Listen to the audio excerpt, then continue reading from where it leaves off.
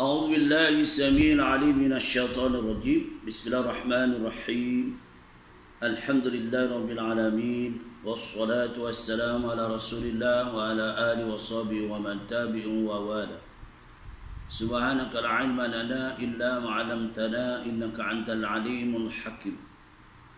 رب اشرح لي صدري ويسر لي أمري واحلل عقدة من لساني يفقهوا قولي.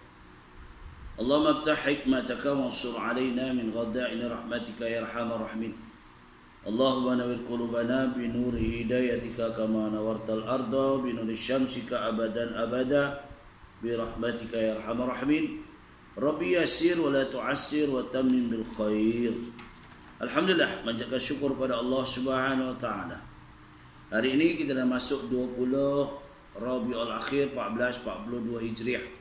Bersamaan hari ini 6 Desember 2020. Kita menyambung pada pelajaran yang telah lalu di dalam kitab yaitu Zainut Talib. Berhubung tentang air yang telah lalu, kita menceritakan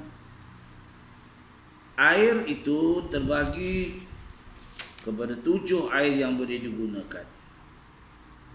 Ya, ada 7 air yang boleh digunakan telah lalu, iaitu dinamakan pertama digunakan air hujan. Ya, air hujan yang turun dari langit. Yang kedua dinamakan air laut. Ya, yang ketiga dinamakan air sungai. Yang keempat air telaga yang berisi lebih daripada 2 kolah. Yang kelima dengan air mata air yang datangnya daripada bumi. Kita cangkul bumi, keluar air, air yang jernih dinamakan air mata air yang bertakung. Selalu berlaku pada telaga yang telah dicangkul, ya, keluarlah air, kerana air yang datangnya daripada air mata air. Kemudian air, ya, salji, air beku, ya, kalau musim sejuk di negara, ya, negara-negara yang ada musim, bukan macam Malaysia ni musim, ya, khatulistiwa, macam Zul, macam bukan khatulistiwa seperti di negara-negara Eropah, negara Timur Tengah, ya. Berbeza dengan di negara kita. Yang ketujuhnya air embun. Air embun yang boleh digunakan untuk bersuci. Jadi kita dah tahu tentang air-air yang terlalu. Air yang tidak boleh digunakan untuk bersuci, iaitu air yang mustakmal. Air mustakmal itu sedikit, yang titisan-titisan daripada air wuduk kita, maka jatuh dinamakan air mustakmal. Berbeza, ya, air mustakmal ini tidak boleh digunakan. Tetapi kalau ia, ya, bila dikumpul air itu yang tidak mengandungi najis, maka air itu lebih kepada 2 kolah lebih, maka air itu juga dinamakan air mutlak, jadi air mutlak. Gitu juga air musammas, boleh digunakan, tetapi makruh lah. Air musammas, air yang kena panas, terlalu panas, ya. Musim panas, airnya panas, itu dinamakan air musammas, ya. Air musammas. Air yang tidak boleh digunakan seperti air apa? Air mutanajis. Itu tak boleh. Kerana apa? Air mutanajis itu berubah. Sedikit berubah pada warna. Rupanya berubah. Baunya pula. Itu namanya, ya, air mutanajis. Jadi hukum air yang 2 kolah atau lebih tidak boleh, tidak berubah sifatnya kerana najis jatuh ke dalamnya. Hukumnya itu tidak mutanajis, bahkan ia air suci kalau dia banyak daripada 2 lebih daripada 2 kolah. Tapi kalau sedikit terdapat ada najis, maka air itu dinamakan air mutanajis. Hukumnya air yang jatuh ke dalam bangkai, ya, air yang jatuh, air hukumnya air yang jatuh ke dalamnya bangkai tidak mengalir darahnya ketika ia dibunuh, seperti lalat, lipas, semut dan cicak. Hukum air itu tidak mutanajis kalau dia bangkai yang tidak mengalir darahnya. Tapi kalau ia mengalir darahnya, ya dinamakan air mutanajis yang tidak boleh digunakan pakai. Kecuali jika bangkai itu mengubah sifatnya. Kalau dia dalam bangkai itu baunya kuat, ya, warnanya berubah, itulah namanya air mutanajis. Baik, apa yang dimaksudkan dengan perkataan najis yang jatuh? Najis yang jatuh itu demikian jatuh dengan sendirinya. Tuh. Najis yang jatuh sendirinya seperti apa? Bangkai lalat, ya, boleh dibuang, ya, dengan sengaja ke dalam air yang sedikit. Air itu hukumnya mutanajis kerana bangkai lalat itu bukan jatuh dengan sendirinya, bahkan sengaja dijatuhkan ke dalamnya. Itu tak boleh lah. Macam kita minum, ya, tiba-tiba ada lalat jatuh, ya. Bila lalat jatuh kita rendamkan, kerana lalat itu yang belah, ya, sebelah kirinya racun, sebelah kanannya adalah penawar. Jadi ini binatang, ya. Sukatan air yang dimaksudkan, yang banyak dan air yang sedikit. Air yang banyak terkumpul sebanyak 2 kolah atau lebih, dan air yang sedikit ialah air yang terkumpul yang kurang daripada 2 kolah. Itu namanya tak boleh pakailah. Bagaimanakah mengetahui air itu melebihi daripada 2 kolah? Ya, ulama menggariskan ini ada 3 kenyataan di sini untuk kita fahami. Pertama, sukatan 2 kolah ialah 13 tin minyak tanah biasa. Dulu kita beli minyak gas. Tak, minyak gas tu minyak tanah. Tin besar tu. Tin besar tu. Jadi 13 tin besar tu, kita bila masukkan sampai 13 tin besar tu, yang dulu pakai pump tau. Kalau zaman-zaman dulu kita di kampung-kampung mana ada lagi elektrik, apa tak ada. TMB tak ada. Masa itu zaman minyak gas. Lampu tanah, minyak tanah. Jadi dia guna pump. Pump tu betul ke masukkan ke gaslin. Tu ya. Ini dulu-dululah. Itulah namanya tin minyak gas yang besar tinggi itulah. Jadi tin minyak gas ini bila sampai 13 tin minyak gas itu masuk dalam kolah, itu sukatan. Sukatannya iaitu 2 kolah. Yang keduanya timbangan. 2 kolah ialah 500 kati Baghdad. 500 kati Baghdad, ya. Sukatan beras Baghdad. Bersamaan dengan 317 kati, ya, 17 kati. Ya, jadi bilangan kita di Malaysia iaitu 317 kati. Kalau timbangan Baghdad iaitu 500 kati Baghdad, bersamaan pula dengan 317 kati negara kita lah, yang guna gantang, istilah Baghdad gantang.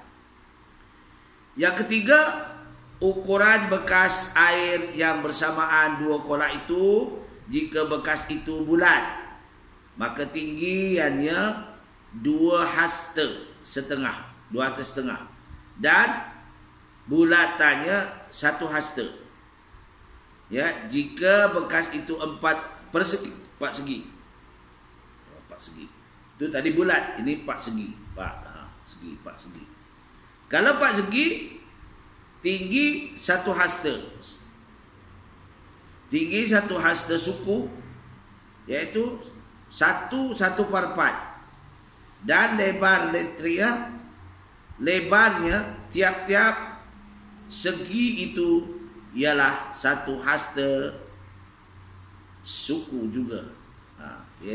Kalau dia 1/4, 1/4 segi lah, 1/4 sama. Itu boleh dia. Dia boleh digunakan juga. Kalau kita nak menyukat lah. Kalau istilahnya kalau pakai apa tadi? Tin minyak gas 13. Ya, 13 berapa? 13 tin minyak gas. Ataupun boleh guna Baghdad sampai 500 kati, ya, 13 tin kalau yang besar lah. Itu digunakan yang besar apa tin minyak gas. Atau dulu pun tin kalau kita beli roti biskut ada roti tin. Itu ya, adanya 13 itu kita penuhkan dalam telaga, maka boleh itu dinamakan jadi air mutrat. Samaannya, ya. Tapi kalau tak ada, pakai guna Baghdad ataupun kita guna gantang, ya, sampai 500 gantang. Itu samaan dah. Baik. Najis terbagi kepada, ya, bagian najis terbagi kepada 3. Najis pertama dinamakan najis mukhafafah. Yang kedua dinamakan najis mutawasitah. Ketiga dinamakan najis mughalazah. Ni. Mukhafafah ni najis yang ringan. Najis yang ringan.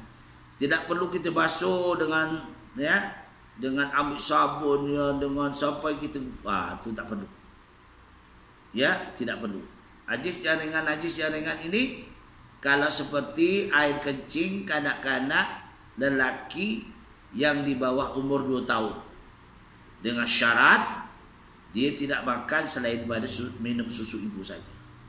Kalau dia macam-macam dah makanan je. Sekarang ni ya, budak pun di bawah 2 tahun dah makan Maggi, dah makan macam-macam ya. Ini istilahnya dulu kalau budak-budak yang menyusu susu ibu saja, ya.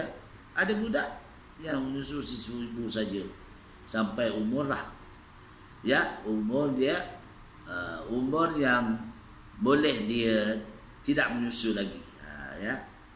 Sapih lah istilahnya, sapih, dipisahkan daripada susu ibu. Ni kanak-kanak yang syaratnya lelaki lah, perempuan tak boleh, syaratnya lelaki. Inilah nama najis air kencingnya mukhafafah, ringan. Yang kedua namanya najis mutawasitah, pertengahan. Ya. Kalau mukhafafah itu seperti air kencing kanak-kanak lelaki yang belum sampai umurnya 2 tahun, maknanya di bawah 2 tahun lah, dan belum lagi makan sesuatu daripada selain pada susu. Yang keduanya najis mutawasitah. Apa dia? Iaitu susu yang bercampur atau tepung. Itu dia kata. Jadi kalau dia najis mukhafafah dia lain. Najis mutawasitah tidak dianggap sebagai najis mukhafafah. Mutawasitah dia kanak-kanak juga, walaupun kanak-kanak ataupun anak-kanak perempuan yang, ya, berbeza dengan kanak-kanak lelaki. Tapi kalau kanak-kanak lelaki itu dianggap juga najis mukhafafah. Tetapi kalau dia makan susu ibu juga, makan nasi, ya, macam orang tua, ya. Jadi najis dia juga dinamakan najis mutawasitah, tidak najis mukhafafah. Yang syarat tadi najis mukhafafah iaitu kanak-kanak lelaki di bawah umur 2 tahun yang betul-betul menyusu ibu saja, yang tidak dicampur dengan lain. Sekarang ni macam-macam, ya, bukan lagi minum susu ibu, ya, dia makan nasi, dia makan macam-macam lah, ya. Inilah kanak-kanak sekarang. Adakah susu yang bercampur gula atau tepung dianggap sebagai susu? Tidak. Dia buat susu yang di air kot lah misalnya, ya, susu dia dibawa untuk tariklah, teh tariklah apa. Itu tidak. Tidak dikatakan susu ibu. Maka tidak juga dikatakan anak-anak yang minum tu dinamakan najis mukhafafah, tidak. Maka dinamakan najis mutawasitah, ya. Air kencingnya, ya. Kanak-kanak yang sedemikian hukumnya bukan lagi najis mukhafafah, bahkan ia najis mutawasitah, pertengahan tadi. Bagaimana cara menyucikan najis mukhafafah? Cara ini senang, yaitu dengan dibuang najis itu, kemudian dipercikkan air di merata-rata tempat yang kena najis tersebut, dengan tidak disyaratkan air itu mengalir. Tak payah dia siram air satu cebok, ambil lap. Itu kalau mau najis mukhafafah, ringan. Syaratnya anak laki-laki yang di bawah umur 2 tahun dan semata-mata menyusui ibunya saja. Kalau makan lain-lain, lainlah. Jadi kalau bila dia makan macam-macam, dia sekarang umur 2 tahun pun, di bawah 2 tahun pun, dan bagi macam-macam. Dia nak makan itu, dia nak makan ini. Budak-budak sekarang. Ya. Baik. Najis mughalazah pula. Najis mughalazah itu najis yang sangat berat. Najis mughalazah ialah ia perlu menggunakan tanah dahulu, sekali dengan tanah. Cara menyucinya seperti terkena air liur anjing ataupun babi, ya, ataupun terkena air kencing anjing atau babi, ataupun terpijak tahi, itu nama najis mughalazah yang berat, ya.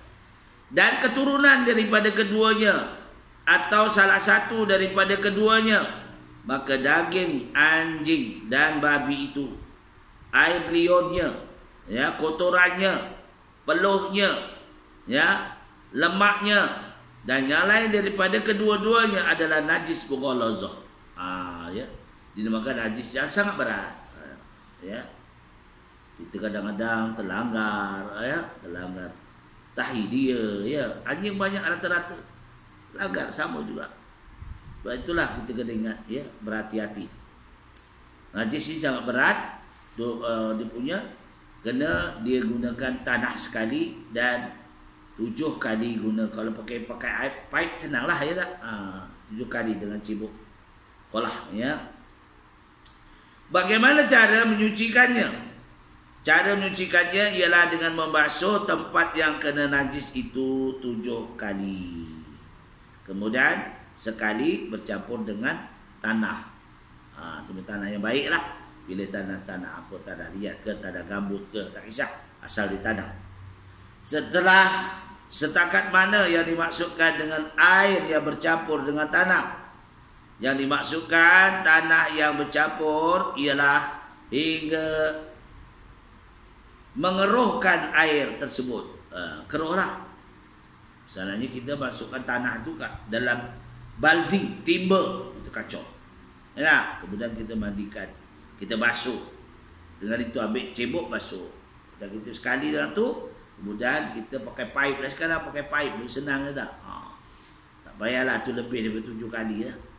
Kalau cebok je payah juga. Zaman dulu cebok. Dia pakai pipe pun boleh. Kita dah pakai tanah tadi, kita basuh dengan pipe. Boleh, tak ada masalah. Sebab air yang sentiasa mengalir. Ya, air yang sentiasa mengalir. Itulah. Bagaimana cara menyucikannya jika zat najis itu nampak? Najis itu hendaklah dihilangkan dulu terlebih dahulu. Warnanya, ya, kalau dia kena warnanya kekuning-kuningannya, tak maklumlah air kencing binatang, ya, kekuning-kuningan. Kita basuh dulu. Guna tanah ke guna apa, mula-mula guna tanah sampai betul tak ada. Baunya tak ada, rasanya tak ada, warnanya pun tak ada. Penyuciannya dilakukan sebagaimana yang dinyatakan tadi. Najis mutawasitah pertengahan. Najis mutawasita ialah najis yang daripada najis mukhafafah kerana dewasanya sudah ia. Berbeza dengan najis mughalazah, itu ya berpunca daripada dua haiwan dan yang berat dia punya najisnya, seperti air kencingnya, peluhnya, ya, air liurnya. Itu sebab kena hati-hatilah. Ni kena hati-hati. Baik. Dijelaskan di sini tiap-tiap benda, ya, benda-benda cair yang memabukkan seperti arak. Itu juga dikatakan najis mutawasitah. Tertumpah arak ke kadang-kadang gitu ya. Tertumpah, tu najis mutawasitah. Yang kedua, bangkai. Selain daripada bangkai ikan, ya, bangkai belalang serta mayat manusia, adapun hukum bahagian, ya, anggota yang bercerai daripada barang yang hidup adalah sama seperti bangkainya, tetapi pada itu, ya, bulu haiwan yang halal dimakan hukumnya adalah suci. Bulu binatang, ya, yang boleh dimakan. Apa dia? Kambing. Kulit kambing, kulit lembu, apa lagi? Kulit ayam. Adik, binatang yang boleh dimakan, maka kulitnya juga halal. Tak payah disamak. Tapi kalau dia kulit harimau, kulit gajah, kulit ular, ya, binatangnya tak boleh dimakan, maka itu kena disamak. Itu berbeza, ya, berbeza dengan yang boleh dimakan. Seperti kambing boleh dimakan, lembu boleh dimakan, kerbau boleh dimakan. Apa lagi? Apa lagi? Cuba jap. Ayam dah tentulah. Apa lagi? Kuda boleh dimakan. Dia tak ada najis, tapi kena disamak. Sebab kalau nak pakai sembahyang tak boleh lah kalau tak disamak. Seperti ular. Ular memang tak boleh dimakan, tapi banyak orang buat, ya, tali pinggang, buat beg, ya, nak pakai untuk kita bawa juga untuk sembahyang. Dia bukan najis yang berat, tetapi itu namanya najis mutawasitah. Maka kalau kita nak kena disamak. Mana samak? Iaitu dibasuhlah, untuk dijadikan pakaian kita. Tak boleh tak disamak, tak boleh, kena disamak lah. Seperti darah misalnya, darah yang keluar daripada mana-mana lah, darah kita ke, darah orang ke, itu najis mutawasitah. Pada bulu haiwan misalnya yang halal dimakan, itu tak apa. Kalau darah tadi, walaupun ia telah beku, kecuali hati dan limpa, dan juga darah yang tertinggal dalam daging yang disembelih itu, dan begitu juga darah ikan, darah daging yang disembelih, begitu juga darah ikan. Kesemua itu suci dan dimaafkan, artinya halal makan. Halal dimakan. Misalnya daging lembu, itu memang tentu halal, ya. Jadi yang tak halal daging dimakan, apa dia? Ya, kena disamak. Seperti belulang, atau istilahnya kulit rimau. Rimau tak boleh makan, tapi boleh kulit itu untuk perhiasan. Digunakan kulit itu untuk kasut, untuk apa-apalah yang boleh diguna. Ni orang usahawan tahulah yang boleh diguna. Jadi macam kulit ular boleh kan jadikan pinggang, tali pinggang. Banyak lagi lah perkara-perkara yang boleh digunakan, tapi kena disamak. Sebab dia tak boleh dimakan. Kalau dimakan seperti lembu, kerbau, apa lagi, kuda, itu boleh dimakan dagingnya. Hanya kita jarang dah. Kuda ni jarang makannya. Jadi kurang. Jadi itulah. Jadi darah-darah kecuali hati, limpa, itu tak apa. Juga darah yang tertinggal dalam daging yang disembelih tadi. Dan begitu juga darah ikan. Kesemua itu suci dan dimaafkan, artinya halal dimakan. Halal dimakan. Tanah, yaitu darah yang sudah busuk. Seperti nanah ya, nanah tu ya. Nanah tu kena basuh lah. Kemudian kelimanya muntah, yaitu makanan yang keluar daripada perut besar. Muaidah. Tidak mengalir pula ya, perut besar. Seperti ya. Jadi darah itu yang keluar daripada ya, maka kenalah kita bersihkan ya. Seperti kencing, air kencing, itu mutawasitah. Susu binatang yang tidak dimakan dagingnya kecuali susu manusia. Susu manusia tak apalah ya. Itu tak najis, tapi susu binatang. Susu binatang najis juga. Ya, susu binatang yang tidak mengalir darahnya.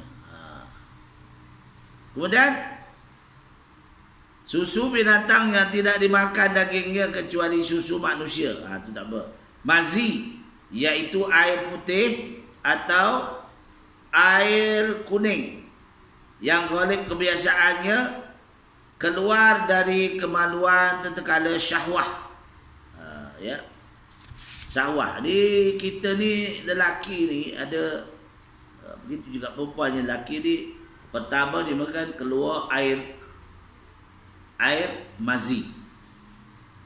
Air mazi tu ya keluar kerana kadang-kadang kita seronok tengok gambar yang menyeronokkan kita sampai kita tak sedar keluar air mazi. Itu air mazi.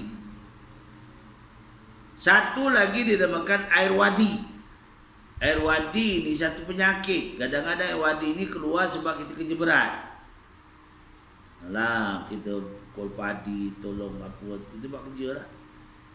Itu kena air wadi namanya. Ya, air wadi ni. Jadi tak boleh ya, tak boleh lah. Air mazi, air wadi. Kemudian yang ketiga ni air mani. Air mani. Inilah. Walaupun air mani itu bersih, suci. Ya, kalau kita terkena air mani boleh kita sembahyang. Tapi sebelum air mani itu selalunya ada air mazi. Air mazi itu tak. Itulah najis. Ya, tak boleh. Macam ya, untuk air mazi itu air untuk maknanya untuk pelicin. Jadi maka air itu dia dah makanlah air madi lagi ni. Jadi air ketinggal. Kita nak hafal tadi air mutlak, air musta'man ya. Jadi dikenakan air mutanajis, air musammas. Jadi air ni banyak supaya kita fahamlah. Jadi beberapa air yang kita gunakan. Bagaimana menyucikan najis? Ya, najis hakimiyah. Cara ialah memadai dengan mengalirkan air pada tempat yang terkena najis itu. Bagaimana cara menyucikan najis ainiyah? Secara langsung ialah dengan dibuang najis itu, kemudian dibasuh tempat yang kena najis dengan air hingga hilang rasanya, hilang baunya, hilang warnanya. Ini kena jagalah. Jadi air ini sangat penting tu air. Jadi kita nak tahu ya, boleh menyucikan. Bagaimana juga jika bau-baunya atau rasanya ya payah hilang. Jika bau-baunya atau rasa-rasanya payah dihilangkan sesudah digosok banyak kali, beberapa kali, maka hukumnya adalah dimaafkan. Ya, dimaafkan sesudah anggap suci. Kita dimaafkan lah. Kita anggaplah suci. Kita ni kadang-kadang kalau ngambil wuduk ke apa, kenalah cari yang zon. Zon ni berat kepada diterima. Berat kepada kalau wuduk berat kepada diterima. Ni. Jangan pula aku dia aja. Jadi kita ingat itu dinamakan husnul zon. Ya, sangkaan yang baik. Beza. Jadi itulah kita nak kongsikan perkara-perkara yang kita perlu mesti tahu, sebab ini tentang syarat kita nak meneruskan ibadah kita menghadap Allah Ta'ala, ya. Dia dimaafkan. Ini kena faham lah. Setakat mana yang dimaksudkan dengan perkataan yang dibasuh dengan air itu. Air itu hendaklah disiramkan hingga mengalir. Jika sekiranya air itu tidak mengalir, maka perbuatan itu belum sempurna. Ini belum sempurna lah. Bagaimana cara menyucikan lantai dan tikar atau yang seumpamanya? Dibasuh lantai itu dengan mengalirkan air di atas, satu yaitu dengan percaya yang suci atau yang seumpamanya mengenai dengan tikar. Hendaklah tikarnya itu terangkat perkara yaitu 13. Jadi perkara-perkara yang hendaklah menghilangkan sifat-sifat najis itu. Najis yang dimaafkan. Jadi najis yang dimaafkan, ada najis sebab najis itu tidaklah memberati sangat, dimaafkan. Ya. Jadilah itu perkongsian pada hari ini untuk makluman kita semua supaya kita dapat membezakan di antara simpulannya najis mughalazah, najis mutawasitah, najis mukhafafah. Kemudian kita kena tahulah kenapa boleh tak boleh semua. Sebab itu penting, ya. Jadi insya-Allah kita akan datang najis yang dimaafkan. Yang baik semuanya pada Allah Taala. Pada kekurangan saya mohon maghfirah Allah Taala. Aku qouli hadza astaghfirullahaladzim wa lakum.